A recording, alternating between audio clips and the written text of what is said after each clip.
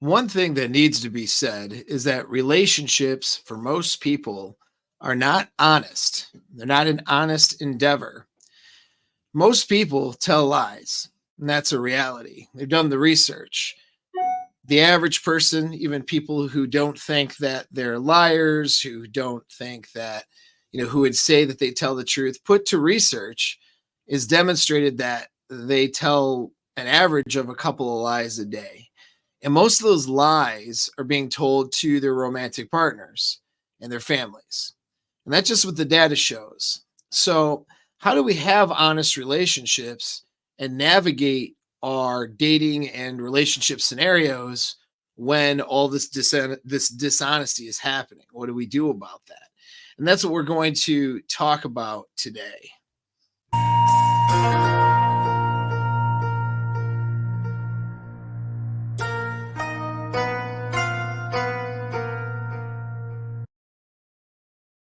Hello, hello. Welcome to Apex Underground. We'll have elevated discussions about dating, relationship topics, mindset, that sort of thing.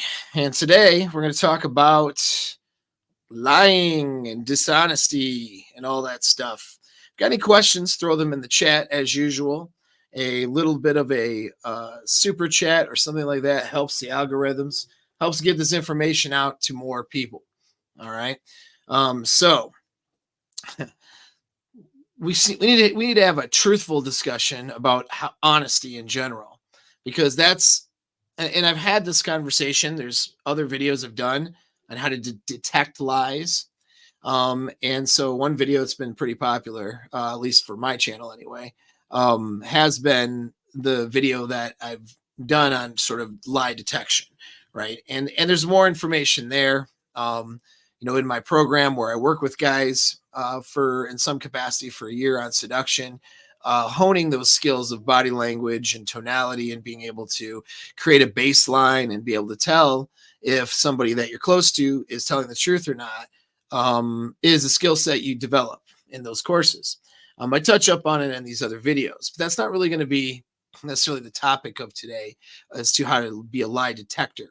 Although we have, we might talk about some of that stuff, but that's not going to be the major focus. The major focus today will be kind of like being able to draw the truth out. So that's what is going to be more focused, and what a little bit more important is creating an environment in your relationships where you can be blatantly honest, tell the truth, and get the truth.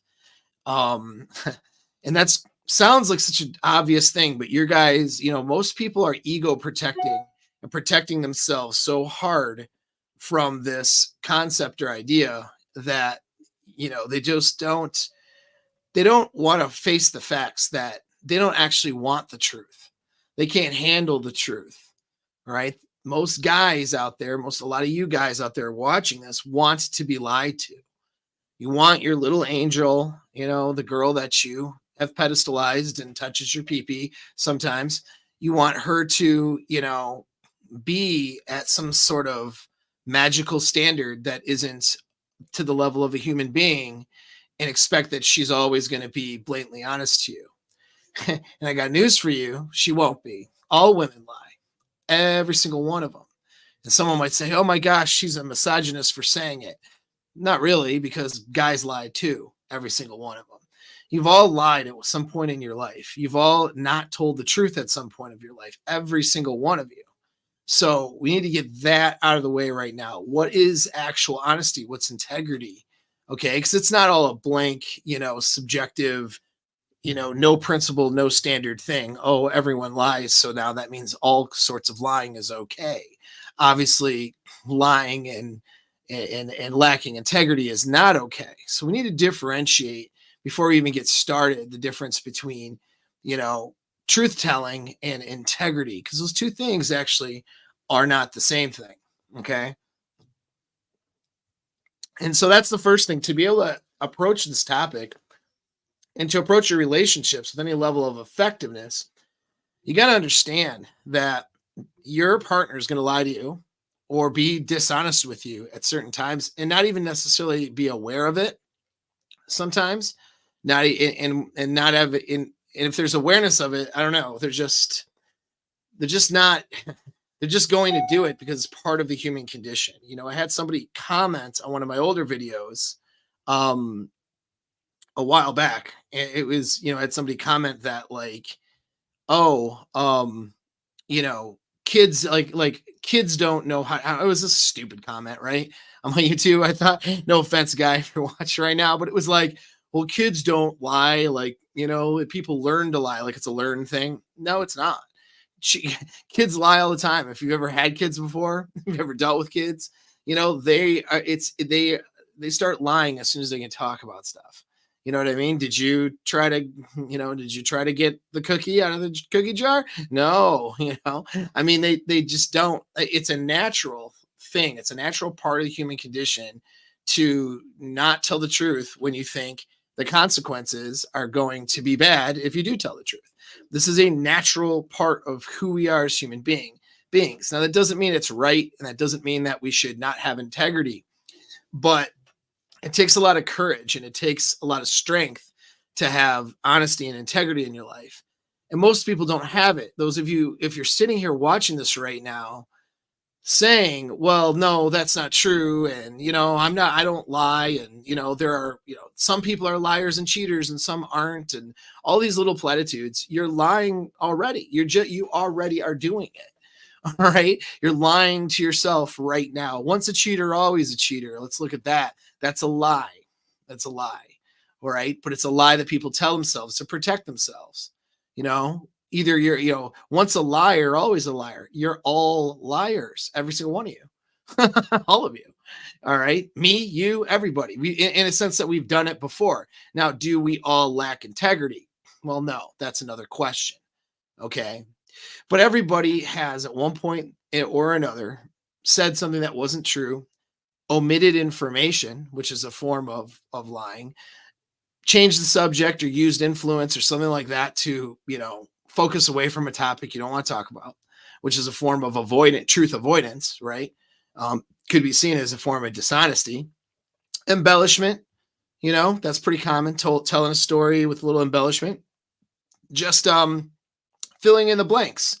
Another thing people do, right? When you have a memory and you have a basic memory of what happens, you get into a story that you're telling and you start filling some blanks in. And some of those blanks aren't exactly true. And you may recognize it later, whatever. It happens. And everybody does it. Most people do it. Okay. So when you understand that, when you get that, then you can approach these things with a little bit more of a sense of logic and reason and mental and emotional stability. If you have a safe world theory that there are liars and cheaters, and then there are people who aren't liars and cheaters, and somehow there's a magical, difference between the two, that it isn't on a spectrum, that it's this black or white binary thinking, that there's good people, bad people. And yes, there are definitely people who are evil and bad for sure. More so, and there are people who are more good, but every good person has done something bad. Every bad person's done something good, potentially. I mean, it does exist on a spectrum, right? And so same with the issue of honesty. There's a spectrum here. Okay. Some people have integrity and don't lie about things that are of high consequence to themselves or others, but maybe they embellish a story every now and then. Maybe they leave something out. Maybe they outright don't say the truth to somebody to protect them or to protect other people or to protect someone's privacy. You see, so lying, you have to understand the red pill here on lying is that everybody lies, and including yourself. And so if you don't understand that and accept that, then you're not going to be able to approach this topic with any sort of sense of reason or even emotional self-control. Because what will happen is your girl will start to she'll get dishonest. You'll feel that dishonesty. You'll know what's happening. And you're going to have an emotional reaction to that that's not going to be appropriate for leading or managing your relationship. Okay. And so instead of getting to the bottom of things and having good conversations with your partner, you're going to either fall into toxic behavior, toxic patterns, right? And then, of course, blame it on her because she's the liar. Or you'll do ego protecting, lying to yourself. Like you'll know she's lying and you'll just go, well, she says this and blah, blah, and I don't know. And just kind of accept her BS, which then gives her more or less behavioral rewards for continuing to not tell the truth. Right. And so, as the benevolent leader in your dating, whether you're just dating a girl, whether you're in a relationship, right? As the benevolent leader who holds frame, you want to be the person to lead this the right way. And you want to promote integrity and openness in your relationships. Understanding, of course, that, people are going to, including your girlfriend, including you, are going to maybe use language that just in describing something to somebody, for example, that may not be completely accurate. You know what I mean? And we could constitute that as being dishonest or lying or whatever. But that doesn't mean you lack integrity when that happens. And so I have different definitions of integrity. And, integrity from the book definition, the dictionary, is the quality of being honest and having moral principles. All right. And then number two part of that is a state of being whole or undivided, which, let's say keeping the integrity of, this, I don't know, this machine or this object. I mean, I'm not taking it apart. Right. But I find the dual definition there, the thing of being undivided, I find that really interesting. I find that as an important integral part, actually, of having integrity in your life. See, I kind of developed a definition that may be more of use and more helpful. And so integrity is to be undivided in sound moral principles, to include the principle of telling the truth and to aim to behave on those principles. This includes correcting words and behaviors when mistakes are made and behaviors or words are divided from your principles.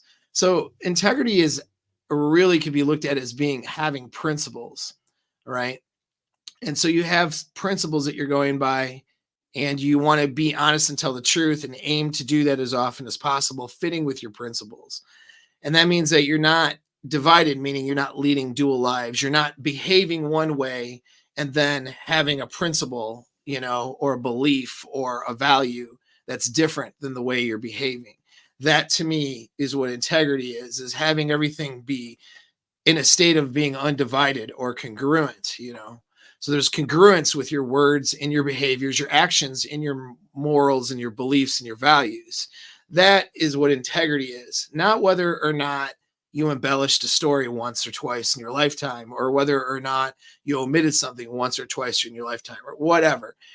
This is really important to understand, because if we assume that anybody who's ever told one of the three types of lies, right, which is commission, omission, influence, if anyone who's ever told something that's a lie is a dishonest person, or if we want to label people as being dishonest for mistakes, well, right, and maybe saying something, lacking integrity or principle in certain times of their life, if you want to put labels on it, then you have no standards now. If you're going to use these labels, you have zero standards for yourself.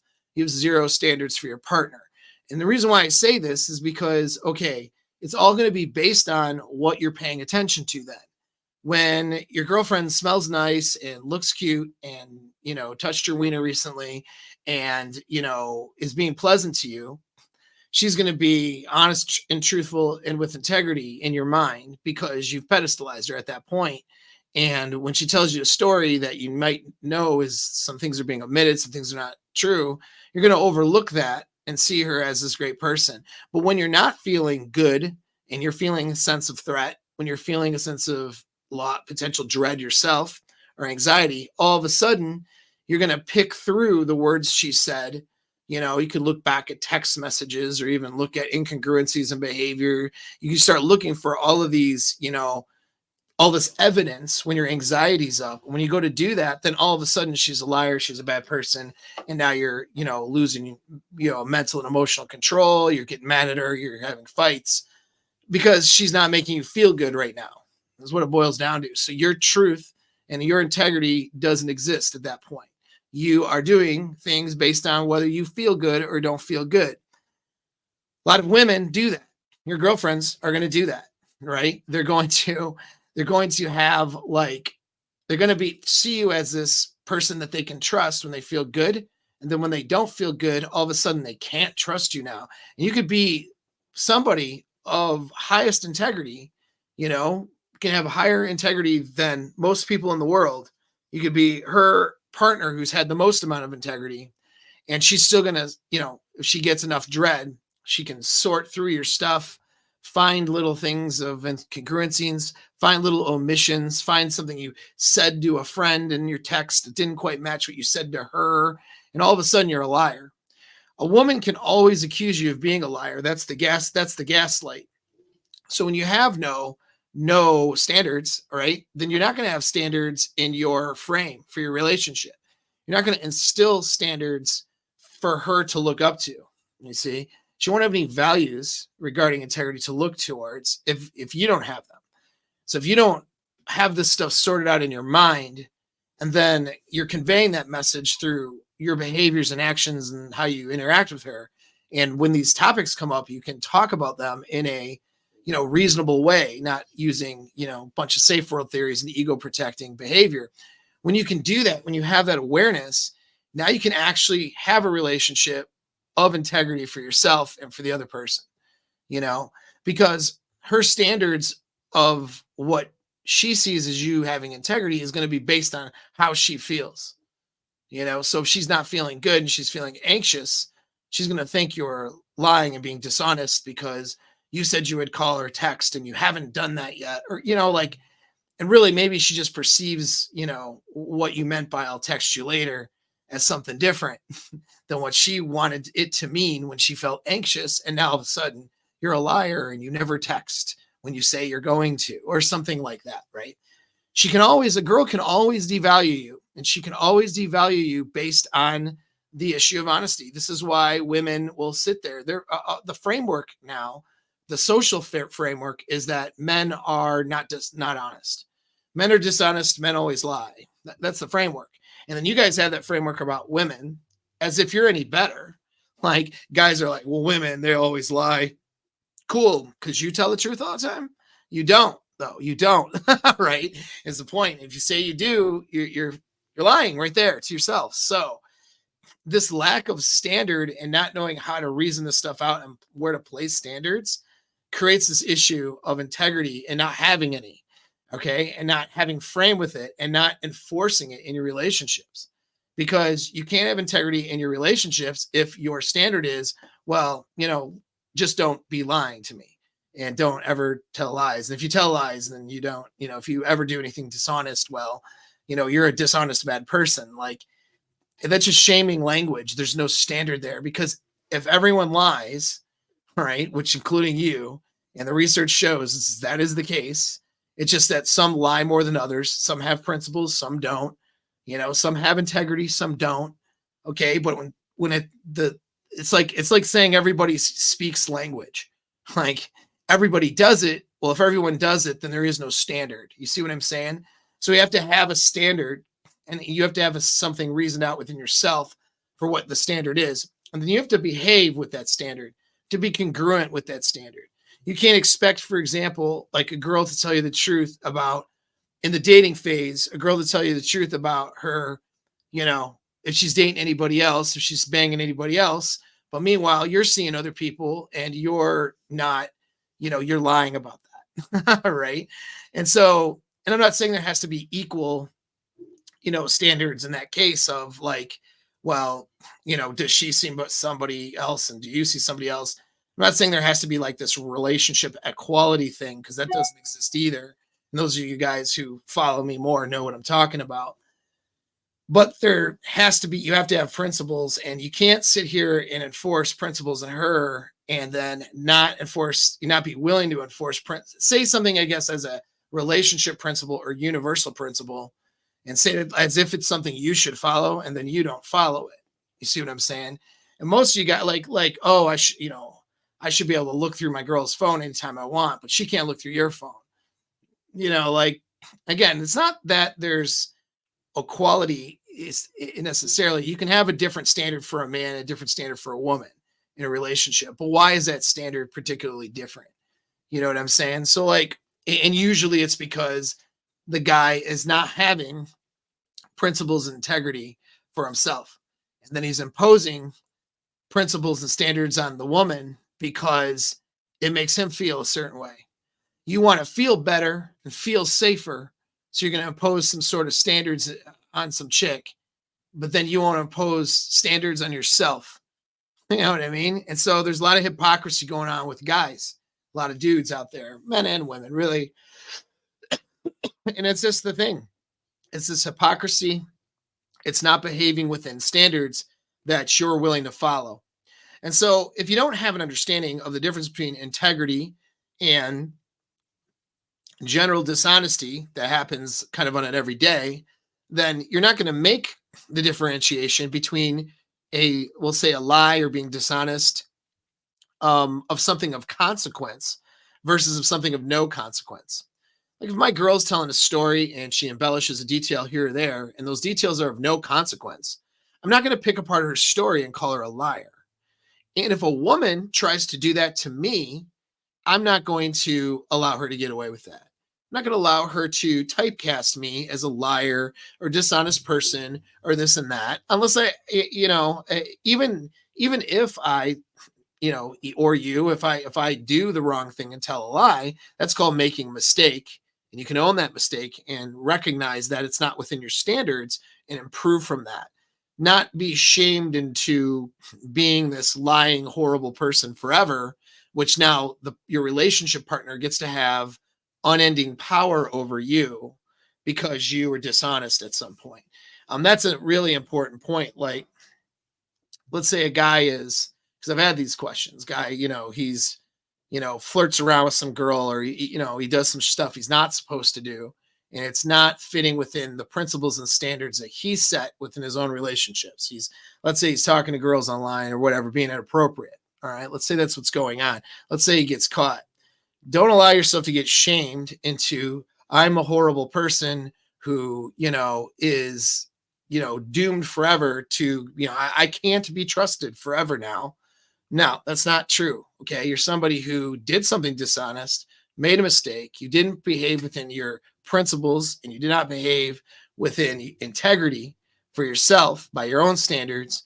And that is something that can be fixed. It needs to be fixed. That is something that, amends need to be made. Trust needs to be rebuilt, but trust can be rebuilt. It's not something that is a permanent state of affairs. There are people out there who, have done things, and all of you guys. And see, if you ever worked in the intelligence community or any of that kind of stuff, worked in law enforcement, some of you guys, a lot of law enforcement guys get a real skewed, bad view of the world. They can get into really dark places because they feel like everyone's a liar. Well, because everybody is a liar. And so that throws off their safe world theory. Most of you guys get to operate in the world believing that you're being told the truth all the time.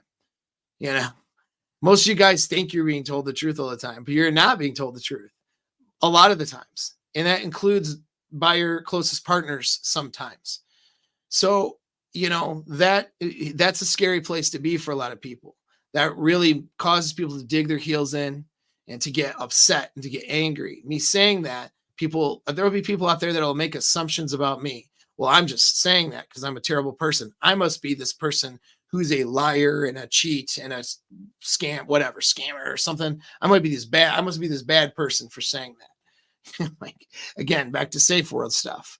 I have to put things in two categories because I'm not smart enough to realize that things exist on a continuum, right? Things exist on a scale. Don't do that. Don't let that be you. Okay. So the real red pilling is recognizing that people don't tell the truth. And you know what? That's okay, because part of the human condition. What's not okay, though, is lacking integrity. What's not okay is lacking principles. What's not okay is being selfish and doing things only for your own personal gain to the detriment of other people. These things are not okay. Okay. But whether the truth is being told or not, or something's being omitted or skewed a little bit or whatever, that's part of what happens. And when you understand that and you know that, then you can deal with it. If you're trying to protect yourself from that, you can't. right? So that's the first thing, is to recognize that your girl is going to lie to you. She's not going to tell you the truth all the time. That doesn't make it okay. It just makes it real. Okay. So now the question is, are you going to pick apart every little detail of anything she says to try to make her out to be a bad person whenever you don't feel a certain type of way? That's called toxic behavior. If you do that, that's you being a devaluing toxic person. You're being a critical, contemptuous person to your partner, and also being arrogant. Oh, if you don't like the word partner, you can go fuck yourself. That's another one too, straight from my mouth. All right. Because I hate this word salad because people are uncomfortable. Woke people use partner because, that, you know what? There's people who are married. There's people who are in casual relationships. There's people who are casually dating. It's a catch-all term. If you don't like it, fuck you. All right. So back to it. You just not, I'm sorry. If you get caught up on like little words like that, I'm not for you. This content is not for you. If you're not smart enough. I had a guy like, why do you talk about this all the time? Because I got stupid people all day in my fucking comments and my Twitter. That's why. Stupid people all day. Listen, if you're not smart enough to like understand that terms can mean different things, and if you're not smart enough to understand that things are not binary black and white, and that there is scales to things, and that there's depth to things, I'm just not for you. You can just go and have terrible relationships and continue to suck at dating and suck with women, continue to suck in your life, all right, because you're not smart enough to do better. Like that's what it is. If you don't like it, that makes you feel bad that I said that, then that's some inventory you need to take on yourself, because everybody else understands. Everybody else is like, yeah, dude, I'm frustrated too. People are way too ridiculous today. Like on social media, on the internet, especially, people are way ridiculous. Nobody's having reasonable, elevated discussions anymore. What's going on? Like that's annoying to me. If that should be annoying to you. All right. If you're not, if you're instead going, oh, I feel insulted by what he just said. Yeah, that's a you problem. All right. That's a you problem. So anyway, back to this little break to yell at everybody. Now back to the thing. So yeah, we have to understand like the truth about these things. And unfortunately, sometimes I have to kind of cram it down throats because people, they don't want to hear it, and they need to hear it.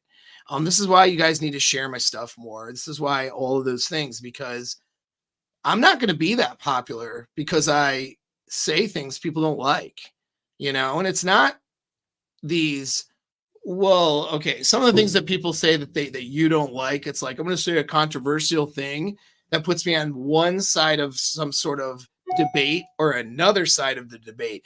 Those controversial statements gets tons of views. If I can say like controversial things on one side of a debate, but I have all of these people in the echo chamber nodding their heads, then I got all these other people in their echo chamber getting mad about it.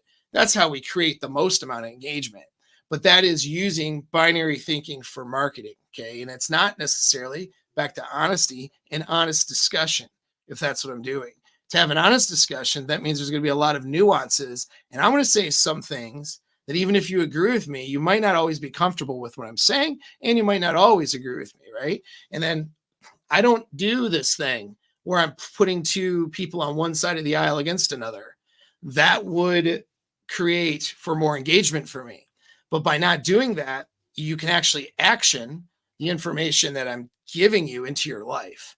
You can actually use this to do better, because one side of the aisle, other side of the aisle thinking is how you are controlled through bigger entities than you realize to manufacture your decisions for you. Wow, this is turning into quite the discussion on today's podcast. All right. But it's not conspiratorial. It just is how marketing works. It's that, you're having decisions manufactured for you by placing you using your natural tendency towards tribalism. And we've all been guilty of it. I have to agree with this statement because my group says so, and so at any rate, that's what most people do. And, I'm not going to be that popular because I don't play into that. and that's okay. But that means that you guys got to share the stuff, because there's for every guy out there that can't think around that stuff, there's somebody like yourself who can, and who will action the stuff and to have a much better understanding of their relationships, a much better understanding of women, and a much better understanding of the dating market, and have strategies to navigate it, and that's what's important.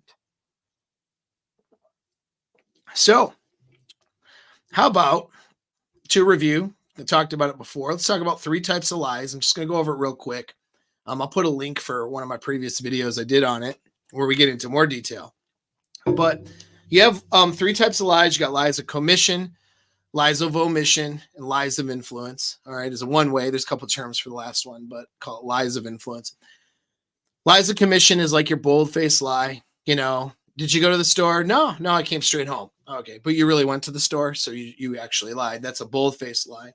Lies of omission would be like, yeah, I'm coming home, and then you like stop at 3 places or stop at the store on the way home, and you don't say you omitted that. That would be a lie of omission. You didn't come, saying I'm coming home, and yeah, you're not lying with your commission. You are coming home, but reality is you're making a stop. Now, maybe you omitted that stop because you're picking up a surprise for your girl or something, right? Well, you did lie, but it's okay that you lied in that case, right? You're still following integrity. You're still following your principles. You're doing a surprise, so you've omitted that you're stopping to pick it up. Okay, so that you see how that works. That could be okay. All right. That's why, again, integrity and principles are more important to pay attention to than the actual action at the end of it. It's what the action means that's most important. But that would be an example of omission. A lie through influence would be like, did you stop anywhere? You just come straight home. Listen, I told you, I'm not, if I was going to do something, I would tell you. Like, right. I always tell you everything. If I was going to do something, I would tell you. If I answered like that, when I had stopped at the store and I'm not getting into details, what I'm doing is I'm avoiding this conversation about stopping at the store, and I'm using influence to try to move the topic towards, okay, my character, or, well, I would never do something like that, or, well, what did I just say? Or, that sort of thing. Or I'm changing the topic even altogether. You know what I mean? If it was important, I'd tell you whatever, well, I'm just shifting the focus so that I can avoid answering the direct question of whether I stopped. So these are 3 types of ways that people can be dishonest. Now, women are excellent at being dishonest. They're very good at it. They're usually better than guys, just because they're usually better at social. I know it sounds bad, but they're better at usually social awareness cues and social maneuvering, we could say. Women are very good at socially maneuvering. And so being good at that, they tend to be better liars. That's more of an opinion that, seems to be backed up by some stuff. I don't have a study that I know of that pitted men against. Actually, correction, I think there was a study, and I think I featured it in my video a long time ago, that actually showed that women are just better at lying than men are. I believe that thing exists, but don't quote me on that. Right? I don't have it at my fingertips. But it doesn't matter. Most of you guys listening to me are guys dating women, so that's what matters. And know that girls are very good at getting you to believe what they're saying. And they do it because they don't lie through commission as often. But what they do is they tend to omit information, leave things vague, and they use their influence and use your emotions to being willing to overlook the fact that they're not telling the truth.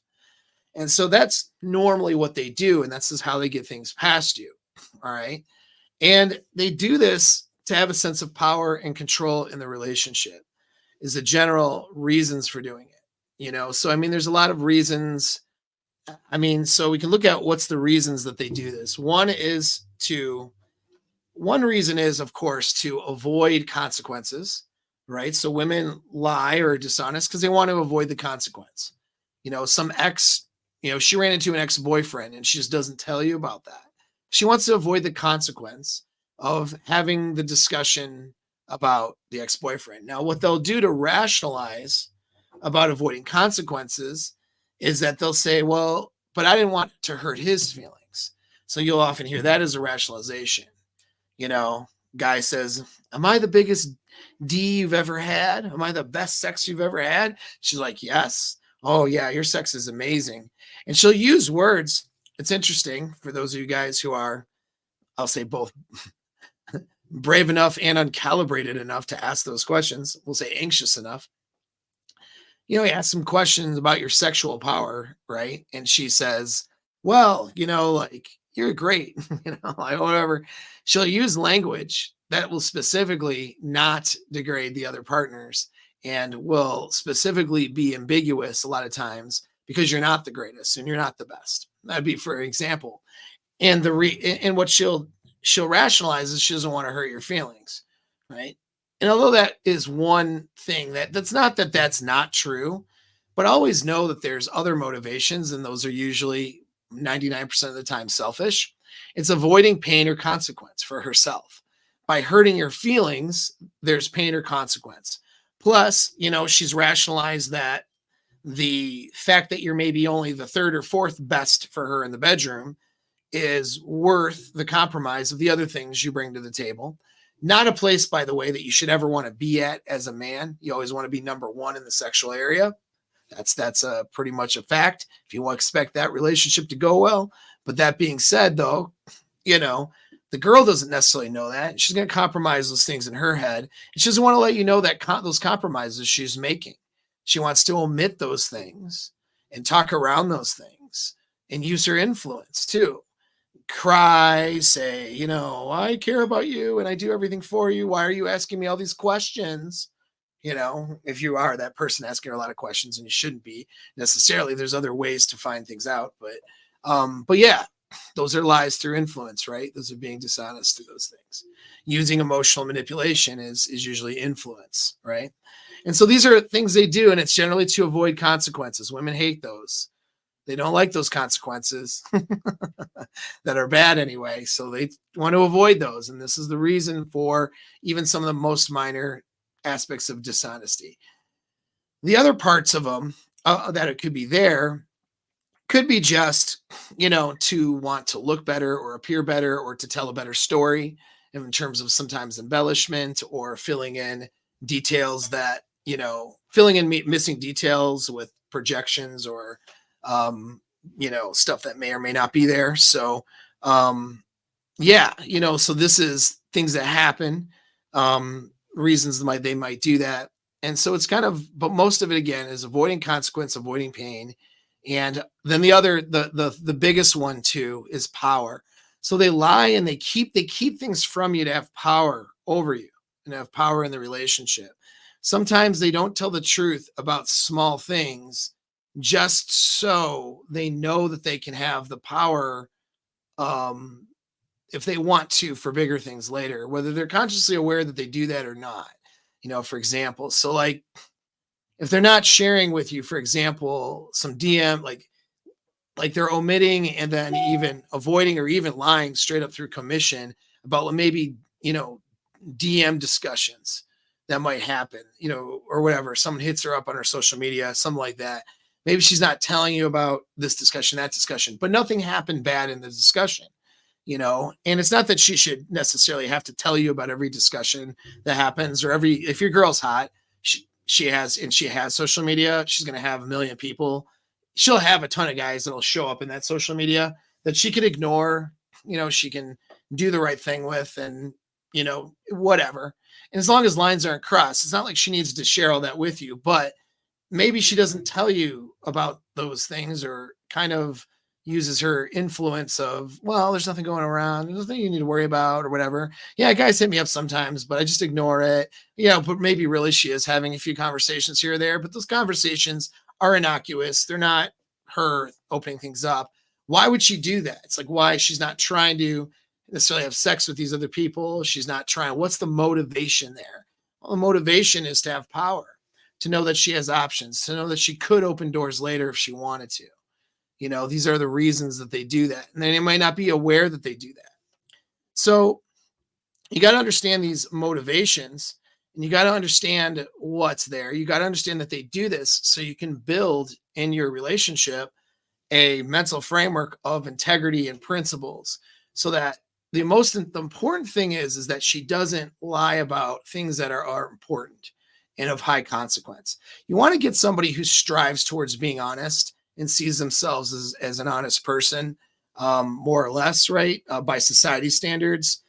Anyway, so you want to pick and vet out a girl who's that girl. You don't want somebody who's dishonest and duplicitous all the time. You don't want that. But that being said, though, we do understand that everybody is going to be dishonest at some point. And so what is it she's being dishonest about? And that's what's important. You want to build a framework of integrity overall, and principles. And in order to do that, how do you do that? Right? We have to take away the feeling of consequence, in that framework.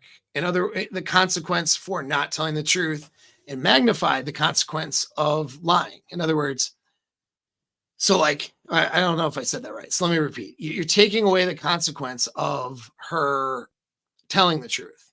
So you create a environment of, especially in the beginning of the relationship, especially in the dating phase, create an environment of openness, of honesty. She can tell you anything, and that without in a judgment-free kind of environment where you guys can talk about anything. It can be judgment-free. The only rule is that she tells the truth. If she's lying in any way, shape, or form, then she loses that judgment-free atmosphere. Your judgment-free, open behavior turns into something else, not toxic necessarily, but as where she's not necessarily on the chopping block, we'll say. She's not necessarily being evaluated for, break up or or stay together, or giving a commitment or not getting a commitment. She's not necessarily being evaluated and judged on that if she's being open and honest, because the one thing she might say here or there or whatever that might be a red flag is being looked at in context of everything. So all of her good qualities are being looked at in context of any bad qualities. So we'll say there is not a black and white judgment that's going to happen in this judgment-free zone that you're creating for your discussions with women. All right. You're going to look at a woman as the whole picture, not just her notches, not just her time, the one time she cheated, or not just the great things that she's done for her family, or the fact that she's religious, or the fact that she is the same political persuasion of you, or any of these. You're not just looking at her in terms of parts. Okay. You're looking at the whole person, and that creates a judgment-free kind of an atmosphere where the whole person is taken into consideration. Now, if she's blocking the truth, being dishonest, omitting, she's not telling the truth, what happens is then the focus channelizes on to the fact that she's not telling the truth.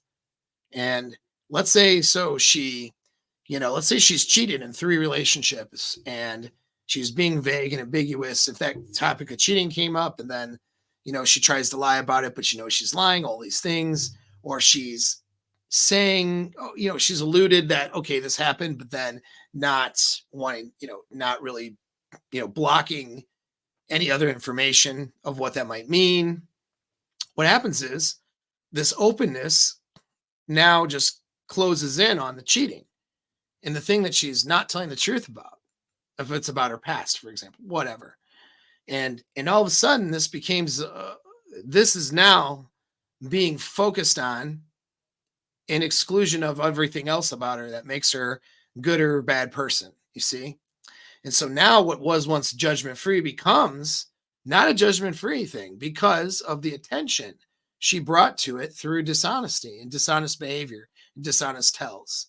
And so when that climate is created in your relationships, and I know this is very vague, of course, I get into specifics. If you get on my email list, in fact, jump on the email list. Link is in the description, because I get into more specific things, and I'll give you some specific things before we close here today. Not to mention, we're going to make this a 2-parter because there's too much here. But in concept, though, that's what you're doing. In concept, it's a judgment-free zone. Not because you don't, we all have judgments, but when you're looking at a whole person and a whole picture, you're not just judging them on their one action, their one behavior, the time they made a mistake here. Even if that was really big mistake, or even if she's did years of mistakes, right? Like you're not looking at just that and making that the measure of that person. Not to mention, because you're going to create that frame for her, that's the frame you demand for yourself. You've made mistakes as a man too. Okay, everybody's done things they shouldn't have done, whatever that may be. You're not going to be evaluated just on one or two things that are bad. And you don't want to be evaluated just on one or two things that are good either necessarily, because what that will change to is then shifting from those good things to bad things when she feels anxious. When she feels like she needs power over you, which usually comes from anxiety, she'll shift into all your bad qualities. You don't want any of that. You want a judgment-free, open environment where everything's taken into consideration. But then, of course, you have guiding principles for, your behaviors, your values, your beliefs, morals, all those things. That's the way to kind of go about this. And that's the principle you want to create. And that's going to allow you to build honesty in your relationships. We'll say honesty, but using that word again, but build integrity is what I mean to say. All right. So there's a lot more here. I'm going to look at some questions because we got a whole bunch. And again, if you guys do a super, it's not even the amount of money. If you do, the lowest amount of dollar amount, it does help me. Let's get this stuff out. All right. So question here, I'm going to go through a couple though that I did spot. Do women believe in being honest and accepting consequences out of integrity? Yeah, they can. They can. That's going to depend. This is now we get into nuance depending on the woman. All right. You got to understand that survival and pragmatism is going to be the driving force.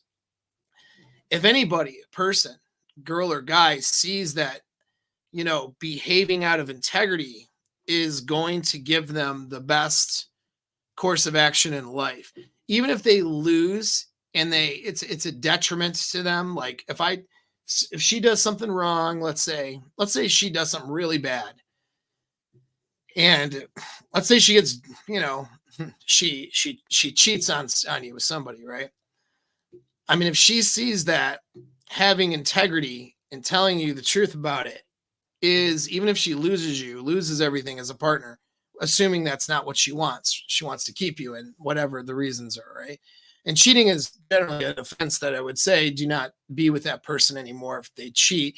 And that person who cheated is a girl, actually. This is where we get into double standards, but guys can cheat and relationships can survive. And when girls cheat, the relationship generally does not survive. That's just a reality. Okay, again, we do have different standards because men and women are different, as long as we have the principles and integrity to back it up. But that in any sense, we don't even need to use cheating as an example because that's a pretty serious one. But we could use, that's kind of a black and white one. I hate to say it, but let's say it's like, maybe it's something about the nature of somebody in her past. Maybe she's maybe she presented that a particular guy that's in a social circle or a work circle is someone she's never been romantic with. And then you find out later that she used to sleep with them, right? That would be, or she omitted that. That'd be big, but not as big as cheating, not as irreversible.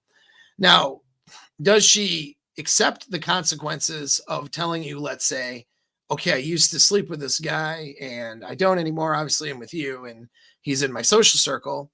Does she accept the consequences of that, of telling you that and having integrity, or does she try to omit that? Whether she makes, it all depends on what's pragmatic. Now, if she has this is where identity is important. Okay. So someone's identity means that a prevailing, like if her identity is to have integrity and to really behave with integrity, that means that the prevailing belief is that even if the consequences are bad, by having integrity and telling the truth, I will get the best outcomes anyway, even if it's way off into the future. So this is where we do get into intelligence once again as a thing, because a marker of intelligence. That's why, by the way, getting with stupid girls is generally not good. All right. Dumb girls, I'm not talking about book smart, but just in terms of, mental and emotional development. And we we want to call it street smarts or practical intelligence. Don't get with dumb girls, because dumb girls can't delay consequences. Dumb girls can't think about future behaviors. Dumb girls are responding to what's in front of them. And so they'll cheat on you or do some divisive stuff or steal your money and not tell you, because it's in front of them. They can't see those consequences down the line, right? But so don't go with dumb girls, and don't be a dumb girl yourself, guys. All right. So, but yeah, being honest, accepting consequences out of integrity. If she perceives that having the value of integrity and telling you the hard things that, that may cause her to take an L, right, in the short term, she perceives that as the best strategy for her long-term success and has an ability to delay gratification, then yeah, women will tell the truth. Women will have integrity. There's women with integrity out there. Usually women will have integrity because of a male framework in their life. I know it's not a popular thing to say in the world of feminism, but it's true. Okay. When I say that, usually, okay, maybe there's a set of beliefs like church or something like that, a religion that has usually a male driven framework, okay, and leadership that says you have to have integrity, and that makes you a high value person. And they take on that. Maybe that's their father figure or their parents. So I guess it could have been mom too, right? Or some position of authority. We'll say some position of authority put them in the framework of having integrity. And that position of authority is usually male, but not always. Maybe that's a better way of saying it. Okay. And so, yeah, there's some place of authority that's conditioned them to believe that they have to have real integrity as part of their identity. Now you can condition this in your partner who's susceptible and open to it, right? Who's got the tools and the abilities. If she's got the abilities to operate that way, you can promote integrity in your relationships as a important principle. And she can follow that framework and be a part of that. And if it's a part of her identity, and this is why religious affiliations can be good. If she's like, as a Muslim woman, this is what I do. As a Christian woman, this is what I do, or whatever it is. If that's her belief, she will likely follow that belief if it's a part of her identity. She has much more chances, we'll say, of having integrity more often than somebody who doesn't have an identity and principle around it. So that's important. And actually, you get on my email list and I talk about cheat proofing your relationship, talk about some of these things and having that identity, having those principles. All right. And yeah, I agree, Nick. I agree with that on the cheating thing. That's why I changed the thing. Yeah, if she cheats, it's probably over. If he cheats, not necessarily. It's a reality of the sexual marketplace that women hate, but it's true. I'm not saying cheat. I don't think anybody should cheat, but it is what it is. So what I recommend is you go to Apex, and so NB, to your question. So would identity be like the woman's frame? Go to, if you haven't been to it, Apex Inner Game. I need to update and put more videos out there, but I have a frame series that I need to continue editing. It's already been filmed and continuing. But in that frame series, I talk about that. And my concept, what I conceptualize for you guys for frame, the short answer is you have your frame, you have her frame, and then you have the frame of the relationship, which is what you lead and she follows, and you both, that's where the congruence is. You want her frame to be complementing the frame of the relationship. In other words, it's impossible to have another person and not even reasonable to expect that your girl will agree with you with everything. And that if she doesn't agree with you and doesn't believe in every little thing you believe and all that stuff, that, she's not in your frame now. That's not how that works. Okay. She is a sovereign human being with her own thoughts, her own beliefs, and her own things that she needs to be responsible for too. She has her own agency. Okay. And that's important to understand as you're leading a relationship as a man, that you're not taking away a woman's agency, because then you're taking away her responsibility and her accountability, the things that you need her to have to be a good partner. Right. So she has her own frame. Yes, you have yours, but you have a frame in the relationship. Okay. Her identity fits in with her frame and in theory complements the frame of the relationship. You know what I mean? And so little nuance there, but I got a video on it and I won't belabor it. If you go into that frame series on Apex Inner Game on YouTube, is that one that'll help you there. All right, what's a good way to see if a girl can delay gratification? That's a great question. What happens when you tell her no? When you tell a girl no, what happens?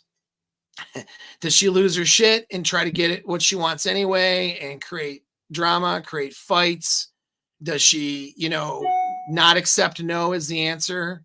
And is she going to try to work around, or is she able to accept the no or accept and maybe wait for something another time, right? If she doesn't get what she wants immediately, how does she react to that? That's how you can tell. If a girl can't delay gratification, she can't accept no. She can't, she can't, when it's like, well, we're not going to do that today, or we're not doing that right now, or maybe next year. I want to get married. Well, I'm not getting married ever. All right. Or maybe we'll get married, but it's going to be a few years before that happens. And she doesn't like that answer. And so what she has to do is she tries to get all of the rewards now. You know what I mean? That's how you know. So when you tell a girl no, when she doesn't get what she wants, how does she react to that? Can she accept that? Can she, have because it's easy for someone to, let's say, delay doing something that they can't do. Well, I want to take a vacation, but she can't take a vacation because she doesn't have the money and she can't get the time off work. So she's delaying that till 6 months from now. That's not delaying gratification, because if she could take the vacation, she'd do it right now. So not saying that's good or bad, but that's not a demonstration of that. A lot of people look at, this is what a lot of you guys do. And this is why you're going to you'll let your girls lie to you. You'll let them do it, and you'll accept it, and you'll find yourself into a train wreck of relationship later, because you take, a lot of you guys will take and look at only what you want to believe.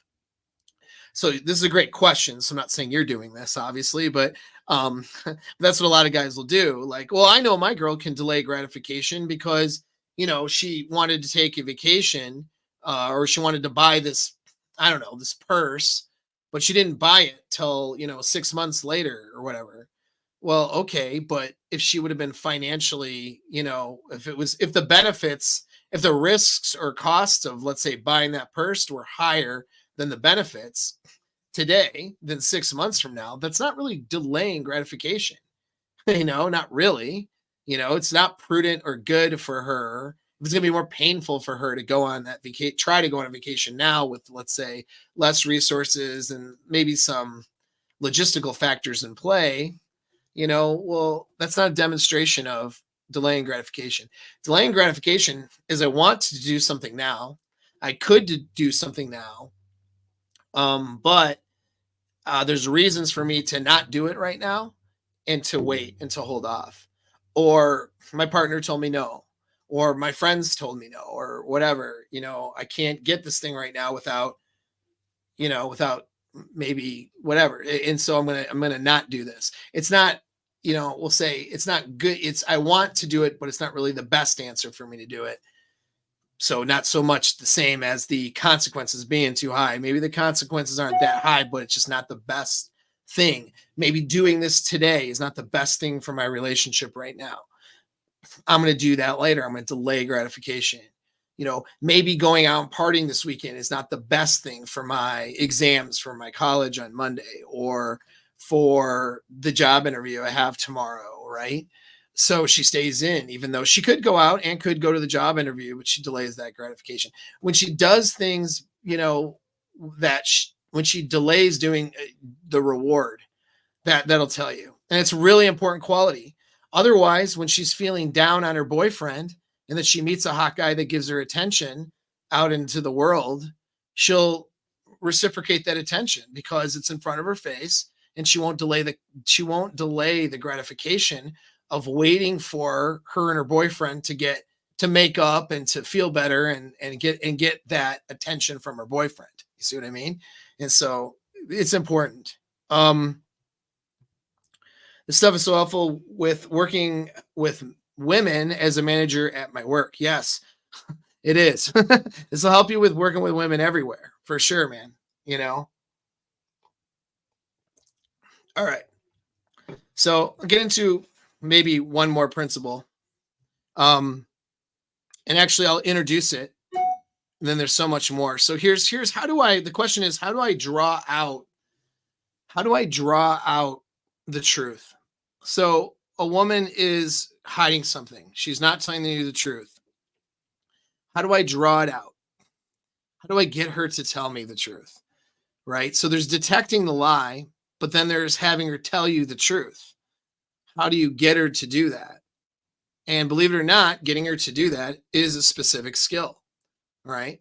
And so I'm going to go over the basics of that today. And then in part 2, we'll get more in depth of that. We'll also talk about strategies that they'll use and ways that they'll try to circumvent or block your ability to pull the truth out of them. All right. And so we'll talk about that a lot more next time. These are just going to be basics in either video, though, because to give you the real skill sets to do this and get you some practice and some details, it's something I can't just do here on YouTube. That has to be behind a paywall where I can train and work with you directly, where you could get on a coaching call with me and we could answer questions and role play things, or, go through, or you could get on a forum, our private forum, and ask these questions. So it takes direct training. It's like learning this from me now is like trying to learn a martial art, from a video. All right. We have to actually, although it is over Zoom and stuff, we have to interact one-on-one or in group settings, not just be on a YouTube video for you to passively watch, for you to truly know how to implement this stuff. But it's good for you to know that it's there. If you want additional things, that's what those links are for. And it starts with the free one. Just jump on the email list, okay, and be a part of that community. But back to it. So we'll go over the basics of how do we draw a line? How do we draw out the truth and get her to tell the truth when she's clearly lying, like we know she's lying, okay? So starts off, these conversations should always start off with Luca. And I have videos on Luca. It's a communication model, stands for listen, understand, seek clarity, and action, okay? I'm not going to belabor Luca, but watch that video like several times over because that will save your relationships, okay? That communication model. It's a leadership communication model. When you're in charge, you are using Luca. All right. Women use ENSA. That's also included in the video. And so go look at that. But it's when you have a power dynamic, which every relationship is, there's a way to communicate. Communicating like equal negotiating partners is a failed way to communicate. That's not a way that relationship partners communicate. That's how people do business deals. All right. That's how you might communicate with your buddy or your friends. When you're negotiating, sure, but relationships aren't a negotiation. You should be on the same side of the table, working towards the same goals and helping each other to see each other's perspectives in order to define those goals. Not on opposite side of the tables negotiating, not on, not where you're trying to have equalness in our communication, which doesn't exist because there's a power dynamic. So yeah. So go look at Luca. But in that's how you're going to start. It's mainly you're listening, you're asking questions. And as she's talking, you're not trying to rebuttal her and think about what you're going to say. Your goal going into it, even if you've known that she's not telling the truth, you basically got the evidence. Don't go into these conversations like, listen, I know you fucking blah, blah, and start coming at her. Because that does not, you think you know the truth. You know she's lying. You know there's evidence of maybe something else going on, foul play. She could have been caught dead to rights doing something very wrong in a sense, but you don't know what went on in her head, how she's thinking about it. You don't know what specific details are there. You don't know what a lot of things. And chances are you don't know a course of action going forward. There's going to be people that'll jump in the chat and they're going to say, well, if your girl is dishonest, just break up with her, bro. Like that's great advice. If your girl is dishonest and she doesn't have integrity, yeah, break up with her. Great advice. You won't do that. All the shit talkers on the internet, okay, they're going to sit there and tell you all that stuff. They're not doing it. They don't do it. They don't. All right. They don't just say, hey, I caught you lying. Here's your things. If they do, okay, like that never happens though, right? Oh, I've packed, put your things in boxes that are at my house, that's it. We're done, blah, blah, blah. I mean, hey, if you break up, you break up. If that does happen, rarely does it happen that straightforward. What happens is, even if you catch your dead to rights, there's generally conversations happening. There's generally you wanting more information. Even if even if you're settled on breaking up with her, it's just like you want to understand more. You can't help it. It's part of your natural human condition. And it's a good thing because of course you want to know more, some more information may help you not to get in trouble next time too, right? I'm not saying to have a weak framework. I mean, if somebody breaks your non-negotiable boundaries, yeah, sure, break up. And there's no shame in not wanting a conversation at all and just, having an amicable breakup. There's no shame in that. But I know for a fact, for all of the internet alphas out there who will say that as if they've come across some sort of prophetic information, like they don't do that. All right, I've been coaching men for years, thousands of men and women, quite a few women. Right? Not quite thousands in the women category, but it doesn't matter. I've been coaching relationships and people for a while. They don't do that. Y'all don't do that. So let's talk about what you do. All right. Which is you have conversations. When you have that conversation, if you come at it with, I found this, I know you're lying to me, this and that and the other, or if you come at it tense with this accusatory framework, you're not going to get the truth out of her. All right. You're more likely going to push her into omitting information, using influence, doing deceptive techniques to try to get the spotlight off of her. She's going to get uncomfortable and she's going to get a sense of fear and anxiety.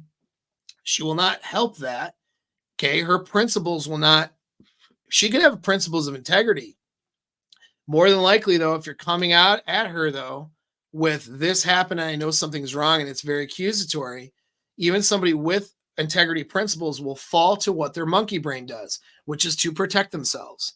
So if you force her into self-protection rather than having open communication, and if you do that because your inner game cannot handling conflict, cannot handle somebody screwing you over. That's an inner game thing. I'm not saying you should accept someone screwing you over, but your inner game means that you can actually be the alpha, not the internet alpha, but the real alpha, and have an open, honest, calm, calibrated discussion with somebody who's clearly fucked you over. You know what I mean? You can have this conversation with them without letting your emotions get the best out of you, right? And that's a lot of you guys can't do that either. You need to be able to do that. You need to work on that. That's an inner game thing. That's a daily practice of making your mind and your emotions sharper. Okay. I have an alpha mindset course to help you with that. That's there for a reason. It's the first thing that I came out with, because what your mind does and how you can handle your mental framework and your emotions is the most important thing, more important than any strategy or technique. And the reason why is because strategies and techniques can come from a good mindset sometimes, even if they're not the greatest strategy or technique, it can come there, but you can't implement a strategy or technique if your mindset's not right. If you're in a state of anxiety and, upset and messed up and whatever, you're going to try to now bring something to the table that, she lied about something and have it, have a discussion about that. You're not going to push her into a truthful framework. She has to feel that the consequence of not telling the truth is worse than the consequence of telling the truth. She's done something bad. She's tried to hide it by telling the truth that will set her free. And even though it's not going to be great, okay, it was the action that she did that causes the consequence. The telling the truth part will make it easier for her, not the continuing to lie about things. You have to send that message with your behavior that by coming clean, the best outcomes are going to happen. Whereas by trying to continue to conceal, it's only going to lead to more and more worse outcomes. And that has to be perceived in that conversation. It's a short-term thinking and a short-term experience in that conversation. Maybe objectively speaking, telling the truth would lead to worse outcomes than her continuing to try to hide it. That's the reality, is that sometimes that's true. However, you don't want her thinking objectively in this circumstance. You want her in the short-term thinking, and in this environment, she will confess and tell you everything, because the perception is that that's going to make her feel a sense of relief, make her feel better, make her feel that the consequences are better for telling the truth. Most of the time, the consequences are objectively better for her just coming clean anyway, but she has to feel it and in the moment. And if you don't think that's powerful, let me give you an example. Interrogations. Watch some true crime stuff or whatever. Watch actual interrogations where police are, and you get criminals in the interrogation room just spilling the beans, dude, telling them everything. It's like, what? Like, if that guy wouldn't have said anything, he probably would have gotten away with the crime. But here he is, just telling the interrogator everything. Why does that happen?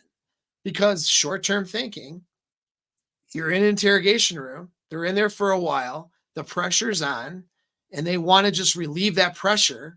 And by just saying, and the interrogators creating the conditions to where they feel like, if I can just come clean, I relieve the pressure. And if I don't come clean, there's just more pressure.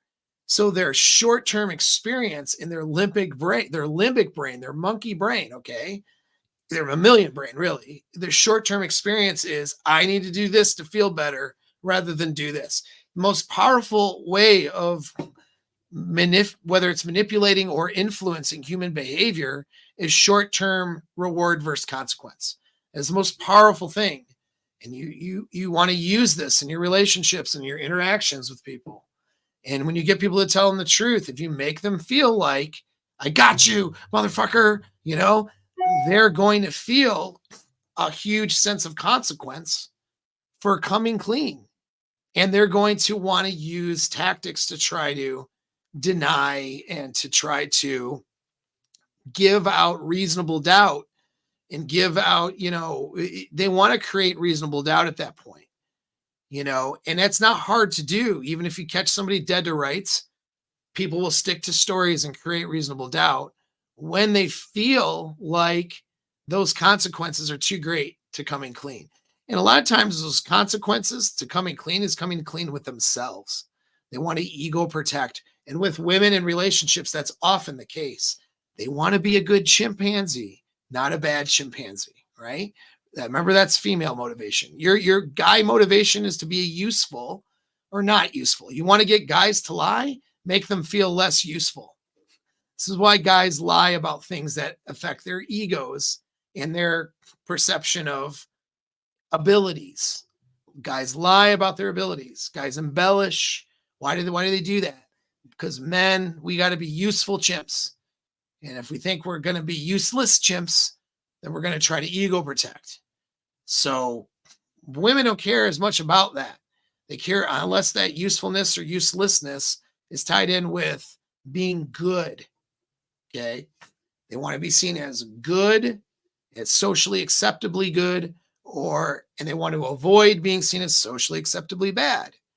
And so a lot of times they're drive to not tell the truth because they don't want to be a bad girl. So now if in conversation, when you reveal that, hey, I know that something's going on, they feel a sense of not being judged, and they feel a sense of understanding and empathy rather than being cornered and accused. They feel a sense more likely to create the sense of, I'm not a bad chimpanzee because I did a bad thing. And in fact, I might be a worse chimpanzee if I lie about it. So in order to be the good girl, I have to come clean. You see, I'm a good girl who did something bad. That's the climate. It takes emotional control on your side, depending on how bad the offense is, to create that climate. All right. And if you don't create that climate, you're going to run into a lot of denial and objections and attempts at creating reasonable doubt and also attempts at, we'll say, shifting the blame to you. That's another thing we'll talk about next week. Because why do they shift the blame to you? Because if you're also a bad person, then I'm not a bad chimpanzee, even if I did this. That's a lie or dishonesty through influence, you see. Well, I don't know what I said. Maybe I didn't tell the truth, but you didn't tell the truth these other 2 times, you know. Or maybe I did talk to somebody, but you talk to other people all the time, you see. You get that. You get that from women a lot. You also get, well, I don't do that. I'm the exception to the rule, you know. Oh, I hate it when women do this. Well, that's not me. I don't do that. When, in fact, she does do that sometimes, right? Why do they do that? They do that because they want to be seen as a good chimpanzee, as not only more socially acceptable, but at a higher, by being a good girl, she's at a good girl at a higher hierarchy, you know, than other girls. They're not the same as the other girls. They're a better girl, you see? And so that's where that motivation is. A lot of times that lie through influence isn't going to be denying that they did something. It's going to be saying, but you do it too, or other people do it too. Or, well, that's normal though for that to happen, you know, or it's, you know, they're going to defend themselves that way. You create a climate of them not feeling like they have to defend themselves by like agreeing and understanding with that stuff and showing like empathy to that. Yeah, no, I understand a lot of people make this mistake. I'm not saying you're a bad person. Just tell me what happened so we can deal with it. That kind of thing will draw the truth out. Now we're going to get into more specifics next week. I'm going to look at some more questions here. And we got arguments going on in there, and you guys can argue amongst yourselves. So that's really it, okay, for today. Thanks for tuning in, and share this one with everybody. And we'll tune in next week for more specific skills and more specific things that will happen. And that's all will help you guys a lot in your dealings with women, in relationships, and as well as with other areas of your life.